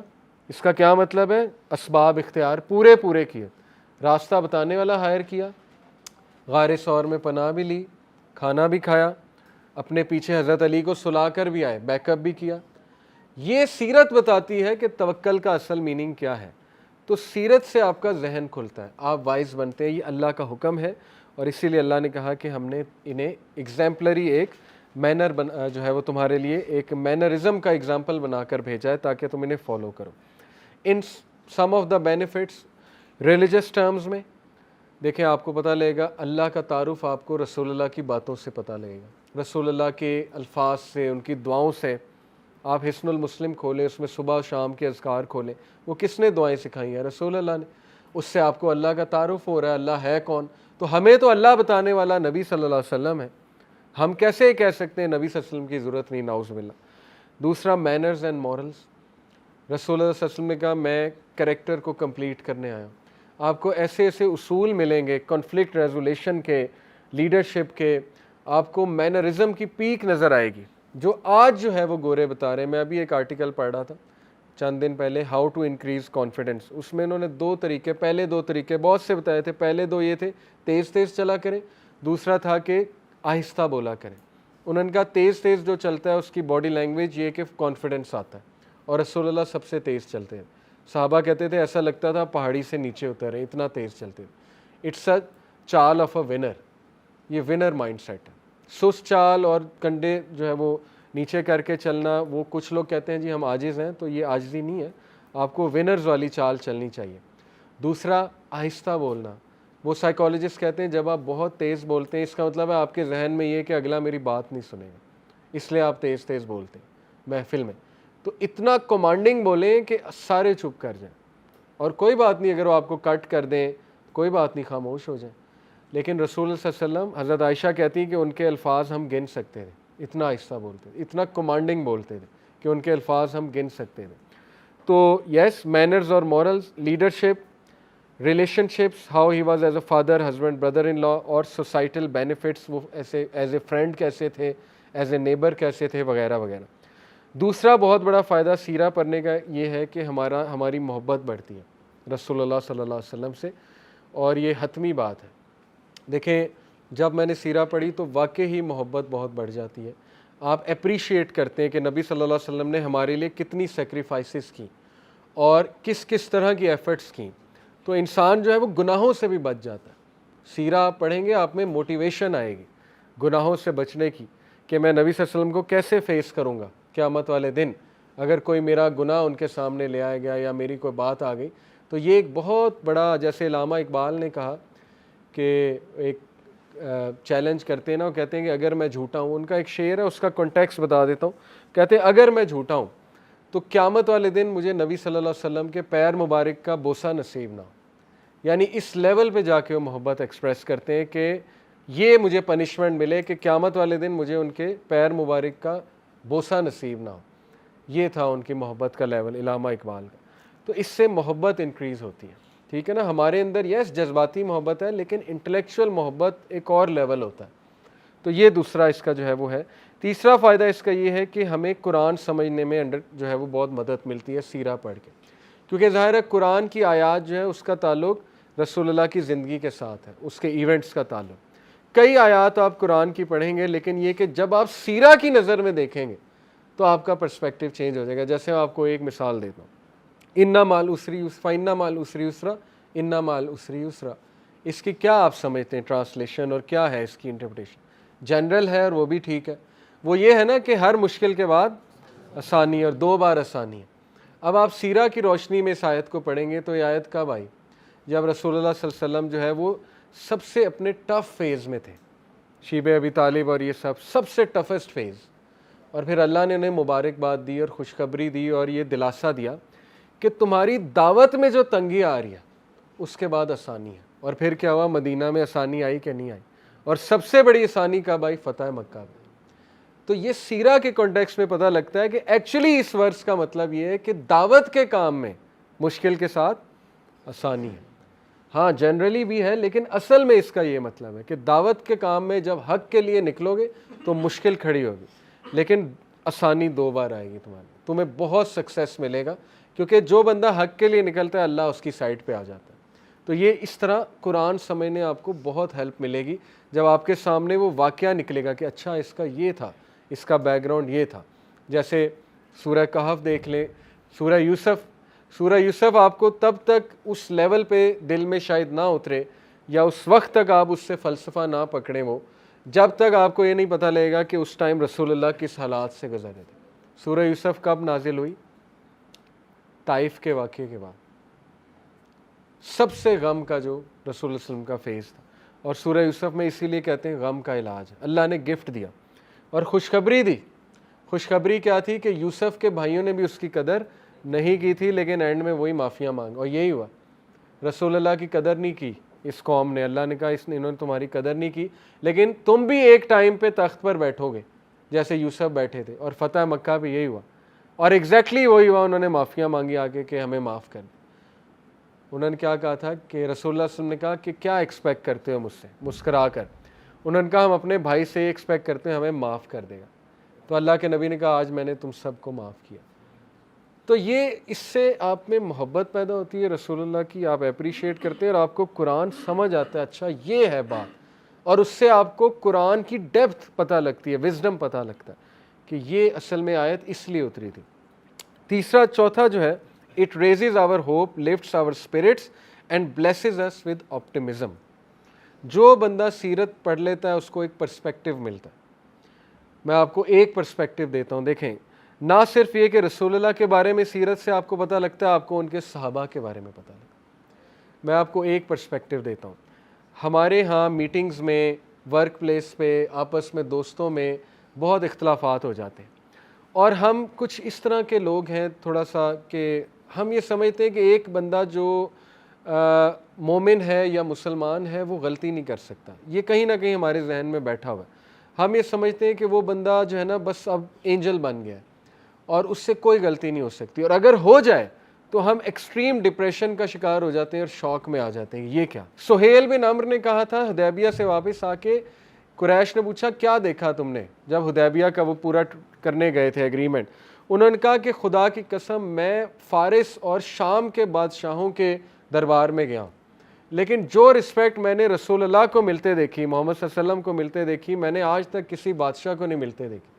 انہوں نے کہا کہ صحابہ لائن میں کھڑے ہوئے تھے رسول اللہ جب وضو کر رہے تھے کہ کسی طرح ایک قطرہ ہم پہ گر جائے, اور انہوں نے کہا ایسی محبت اور ایسی اوبیڈینس میں نے آج تک کسی کی نہیں دیکھی. تو یہ اوبیڈینس اور یہ محبت اس لیے تھی کیونکہ رسول اللہ صلی اللہ علیہ وسلم جو ہے وہ جینون انسان تھے, اور جینون اور لوئل انسان جو ہوتا ہے, سنسیئر انسان, وہ اللہ اسے یہ رزق دیتا ہے لوئل لوگوں کا, اور ایسا رزق کسی اور کو اللہ نہیں دیتا ہے. تو اس لیے ہمارے لیے ہم جتنی قدر کریں رسول اللہ صلی اللہ علیہ وسلم کی وہ کم ہے, اور یہ اللہ کا ایک معجزے سے کم نہیں ہے کہ ورفعنا لک ذکرک, اے نبی ہم تمہارا ذکر اتنا بلند کریں گے, اور ان شانیہ کا هو الابتر, یہ لوگ کٹ آف ہوں گے. آج ان کی جڑ کٹ چکی ہے. ابو جہل کو ہم کیسے یاد کرتے ہیں, کن الفاظ میں؟ اور رسول اللہ صلی اللہ علیہ وسلم, نماز کمپلیٹ ہی نہیں ہے جب تک ہم درود نہ بھیجیں. دعا اٹک جاتی ہے, آپ کو پتہ ہے, دعا رک جاتی ہے آسمانوں میں جب تک درود نہ بھیجیں, حدیث میں آتا ہے. اور کوئی ایسا سیکنڈ نہیں ہے دنیا میں 24 گھنٹے میں جب دنیا میں کہیں نہ کہیں محمد نام نہ لیا جا رہا. اذان دنیا کے ہر کونے میں, اس میں اشہد ان محمد رسول اللہ کہا جا رہا ہے. خطبہ نکاح, اس میں محمد کا نام ہے صلی اللہ علیہ وسلم. اسی طرح خطبہ جمعہ نہیں ہو سکتا جب تک آپ درود نہ بھیجیں. تو یہ ہے ورفعنا لک ذکرک, اے نبی ہم تمہارا ذکر اتنا بلند کریں گے کہ یہ لوگ دیکھیں گے, ان کے سامنے ایسی مثال نہیں ہوگی کہ یہ کیسے ہو سکتا ہے, امپاسبل ہے کہ ایک شخص سے لوگ اتنی محبت کرتے ہیں. تو اس لیے ان کی لائف جب آپ پڑھیں گے آپ کو پرسپیکٹیو ملے گا, آپ کو ہوپ ملے گا, آپ کا اسپرٹ لفٹ اپ ہوگا, اور آپ کو وزڈم ملے گا, آپٹیمزم آپ کو ملے گا کہ زندگی میں آگے بڑھنا ہے, اور زندگی کی لائف کچھ بھی نہیں ہے. اور پانچواں بینیفٹ یہ ہے کہ سیرہ اٹ سیلف ایک میریکل ہے. وہ میں نے آپ کو بتا دیا کیسے ایک امی, وہ میں نے شروع میں تمہید یہ باندھی کہ ایک ان لیٹرڈ انسان سے آپ کیسے سوچ سکتے ہیں قرآن لکھنے میں. سائیکلوجیکلی سپیکنگ جتنا ڈسٹریس میں رسول اللہ تھے, کوئی بندہ ایسی آیتیں لکھ ہی نہیں سکتا, ایسی باتیں کر ہی نہیں سکتا, کیونکہ وہ سائیکلوجیکلی اتنے ڈسٹریس سے گزر رہا ہے انسان. میں آپ کو ایک سائیکلوجیکل ڈسٹریس میں کوئی ایسے لکھ کے دکھاؤ, آپ کے ایسے سے صاف نظر آ جائے گا کہ اسٹریس میں کیسے ہو سکتا ہے. قرآن میں آپ کو کہاں اسٹریس نظر آتا ہے, کوئی کجی نظر آتی ہے آپ کو قرآن میں؟ نہیں. یہ ایک میریکل سے کم نہیں ہے کہ پروفٹ صلی اللہ علیہ وسلم نے وہ اس قوم کو چینج کر دیا کہ جو ہوپلیس قوم تھی. اور چھٹا ریزن ہے, سیرہ ایک پرفیکٹ میتھڈولوجی لے آؤٹ کرتی ہے. ہر اس شخص کے لیے جو کوئی بڑا کام کرنا چاہتا ہے, ریفارم لانا چاہتا ہے, سوسائٹی ٹھیک کرنا چاہتا ہے, یا بہت بڑا سوشل ورکر بننا چاہتا ہے, وہ سیرہ کو پکڑ لے, سیرہ سے اصول لے لے, اپنی کمپنی میں وہ اصول لگا لے, اپنے بزنس میں لگا لے, اور سوسائٹی کو ٹھیک کرنا ہے تو بس سیرہ سے میتھڈالوجی لے لے کہ مکہ میں کیا اسٹریٹجی تھی, مدینہ میں کیا اسٹریٹجی تھی, صحابہ کی تربیت کیسے کی, لیڈرشپ کیا ہے. اور آخری ریزن یہ ہے کہ رسول اللہ صلی اللہ علیہ وسلم کی سیرت پڑھ کے ہمیں باقی بیسٹ لوگوں کا بھی پتہ لگتا ہے, کیونکہ اللہ کے نبی نے کہا کہ دا بیسٹ جنریشن از مائی صحابہ, اور اس کے بعد ان کے صحابہ, اور اس کے بعد ان کے صحابہ. تو دا بیسٹ 3 جنریشن از صحابہ, تابعین اور تبع تابعین. آپ ان کی بس لائف پڑھ لیں تو آپ کو ایسے ایسے لوگ, ایسے ایسے کریکٹر نظر آئیں گے کہ میں نے جیسے صرف ایک مثال دی حضرت علی کی, ابھی تو آپ باقی صحابہ کو پڑھنا شروع کر دیں اور پھر اسلاف کو پڑھنا شروع کر دیں کہ وہ کیا تھے, ان کے کردار کیا تھے.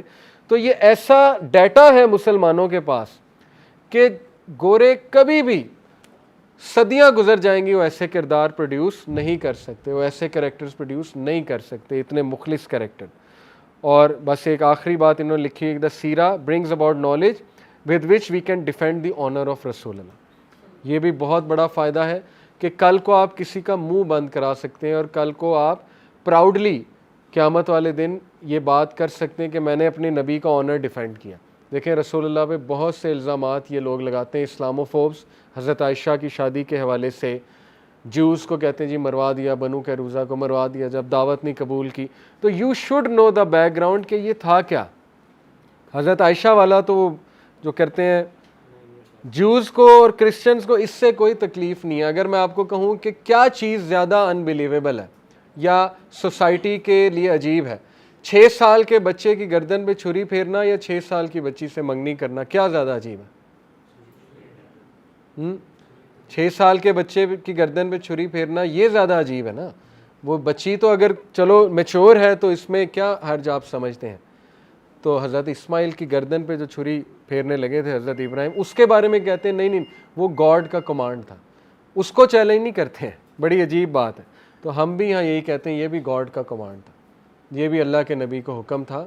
اور سب سے بڑی بات وہ میں صرف اس لیے مینشن کر رہا ہوں کیونکہ ٹاپک چھڑ گیا ہے. آپ کو پتہ نا جو چائلڈ میرج, اس کو چلو مان لو چائلڈ میرج, حالانکہ حضرت عائشہ 9 ایئر میں کمپلیٹلی شی واز میچور.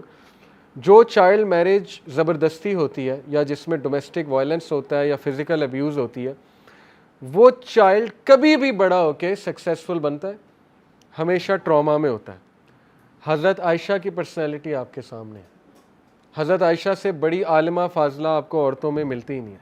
حضرت عائشہ کی میموری دیکھ لیں, حضرت عائشہ اتنی بولڈ اور کانفیڈنٹ ہیں, ان کی آپ کمیونیکیشن دیکھ لیں. تو اس کا تو مطلب وہ تو خوش تھیں اپنی میرج میں.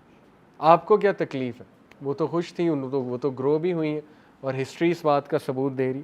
تو بہرحال یہ میں نے آپ کو 7-8 ریزنز بتائیں کہ ہم اپنے نبی کا آنر بھی ڈیفینڈ کر سکتے ہیں, ہمیں وہ سارے واقعات پتہ لگیں گے کرونولوجیکل آرڈر میں. لیکن ہمارے لیے سب سے بڑی بات یہ کہ اللہ کا حکم ہے اور ہم اپنے نبی سے محبت انکریز کرنا چاہتے ہیں, اس لیے ہم سیرہ کو انشاءاللہ ان ڈیٹیل پڑھیں گے. تو اللہ تعالی ہمیں عمل کی توفیق دے. جزاک اللہ خیر فار کمنگ. سبحانک اللہم و بحمدک اشہد ان لا الہ الا انت استغفرک و اتوب الیک. والسلام علیکم و رحمۃ اللہ.